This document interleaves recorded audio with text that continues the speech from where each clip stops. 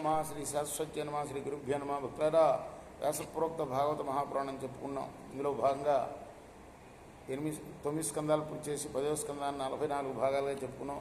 ఈరోజు 45వ భాగం చెప్పుకుందాం. చెప్పుకునే ముందు వ్యాసుల వారిని ప్రార్థన చేసుకుందాం. వ్యాసాయ విష్ణురూపాయ వ్యాసరూపాయ విష్ణవే నమో వై బ్రహ్మణకి వాసిష్ఠాయ నమో నమ. అంజనానందనం వీరం జానకీ శోకనాశనం గభీషమక్షం తారం మందీరం కాభయంకరం సమర్థగురు సాయినాథ్ మహారాజ్కి జై. సుఖ మహర్షి పరీక్షణ్ మహారాజుతో చెప్తున్నాడు,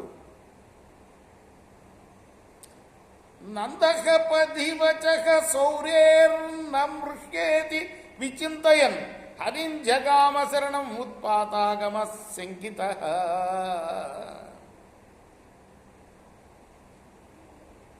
నందుడు తన ప్రయాణాన్ని కొనసాగించాడు.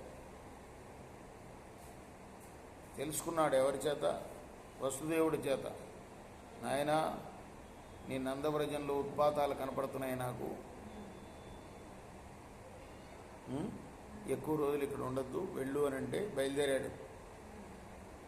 ఆయన మనసులో అనుకున్నాడు, అన్నిటికీ కూడా ఆ శ్రీహరే రక్షకుడు అని తలంచుతూ సర్వేశ్వరుని ప్రార్థిస్తూ వెళ్తున్నాడు.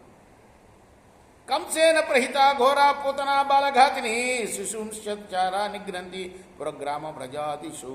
కంసుడు పూతన్ను బాలుడిని సంహరించడం కోసం ఆదేశించి ఉన్నాడు.